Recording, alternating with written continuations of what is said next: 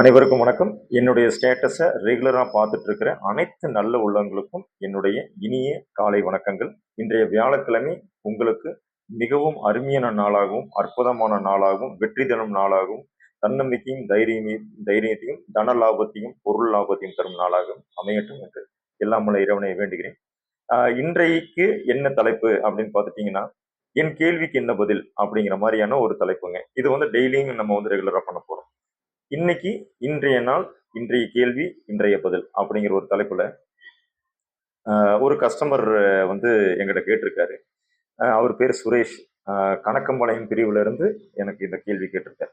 அவர் கேட்ட கேள்வி என்னன்னா, சார் ஆல்ரெடி எனக்கு கிரவுண்ட் ஃப்ளோர்ல வீடு இருக்கு, நான் மேல் மாடி கட்டுறேன். இப்போ எனக்கு லோன் எப்படி வாங்கினா எனக்கு சப்போர்ட்டா இருக்கும், எப்படி வாங்கலாம், இதுக்கு ப்ளூ பிரிண்ட் வாங்கணுமா வேண்டாமா, இதுதான் அவர் கேட்ட கேள்வி.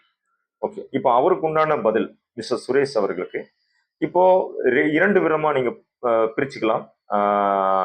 கன்ஸ்ட்ரக்ஷன் நீங்க மேல் மாடி கட்டுறீங்க, அதுக்கு ப்ளூ பிரிண்ட் வேணுமா அப்படின்னா, ஏஸ் பர் கவர்மெண்டோட ரெக்கார்டுக்கு ப்ளூ பிரிண்ட் வேணும். கவர்மெண்ட் கேட்கறது நீங்க மேல கட்டினீங்கன்னா ப்ளூ பிரிண்ட் வேணும் அப்படிங்கிறது கவர்மெண்டோட நீடு. பட் நம்ம லோனுக்குன்னு போறப்போ மேல் மாடி கட்டுறதுக்கு ப்ளூ பிரிண்ட் வேணுமா அப்படின்னு கேள்விக்குன்னு வர்றப்போ, நீங்க மேல் மாடி கட்டக்கூடிய அந்த கட்டடம் நீங்க கட்டுமான கடனா வாங்கணும்னா, கட்டுமான கடனா வாங்கணும்னா கட்டாயம் ப்ளூ பிரிண்ட் தேவை. அதே எனக்கு அப்படி தேவை வேண்டியதில்லை. எனக்கு அந்த ஒரு 5 பைசா 10 பைசா 5 பைசா வட்டி வித்தியாசங்கள் முன்ன பின்ன வந்தா பரவாயில்ல அப்படின்னு நீங்க ஃபீல் பண்ணீங்கன்னா அந்த ப்ளூ பிரிண்ட் தேவையில்லைங்க. இதுக்கு நம்மளுடைய பழைய எக்ஸிஸ்டிங் ப்ளூ பிரிண்ட் இருந்தாவே நம்ம அந்த ஏற்கனவே இருக்கிற கிரவுண்ட் ஃப்ளோரை நம்ம அடமான கடனா வச்சு அமௌண்ட்டை முழு தொகையை வாங்கி ஒரு 10 லட்சம் ரூபாய் மேல் மாடி கட்டுறதுக்கு தேவை இருக்குங்கிற பட்சத்தில் 10 லட்சம் ரூபாய் முழு தொகையா முழுவதுமாவே நம்ம வாங்கிட்டு நம்ம மேல் மாடியை கட்ட ஆரம்பிச்சுக்கலாம்.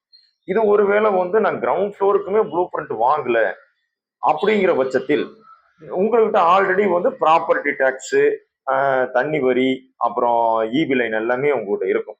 அப்படிங்கிறப்போ அந்த ப்ராப்பர்ட்டி டேக்ஸை வச்சு கூட நம்ம கட்டிட அனுமதி இல்லாம அடமான கடன் வாங்கிக்கலாம்.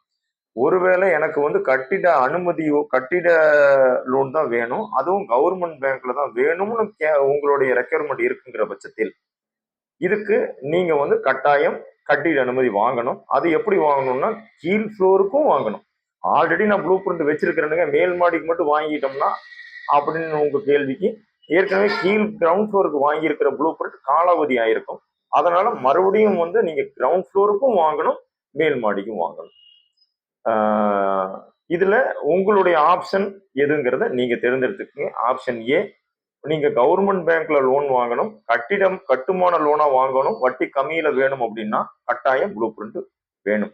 இல்ல எனக்கு ஒரு 10 பைசா 5 பைசா முன்ன பின்ன எனக்கு இருந்தா பரவாயில்ல, எனக்கு இந்த செலவுகள் ஒரு 1 லட்சம் 1.5 லட்சம் இந்த அனுமதி செலவுகளுக்கு நான் அது என்னால இப்ப பண்ண முடியாதுங்கிற பட்சத்தில் நீங்க தாராளமா ஏற்கனவே இருக்கக்கூடிய ப்ளூ பிரிண்டை வச்சு கூட நீங்க அடமான கடன் வாங்கிக்கலாம். அந்த ப்ளூ பிரிண்ட் இல்லை அப்படிங்கிற பட்சத்தில் உங்ககிட்ட இருக்கக்கூடிய ப்ராப்பர்ட்டி டேக்ஸ், இபி பில்லு, தண்ணி வரி வச்சு நீங்க அடமான கடன் வாங்கிக்கலாம். அந்த அடமான கடனை வச்சு நீங்க கட்டணம் கட்டிக்கலாம். உங்கள் தகவல் உங்களுக்கு எளிதா இருக்கும்னு நான் நம்புறேன். நன்றி, வணக்கம்.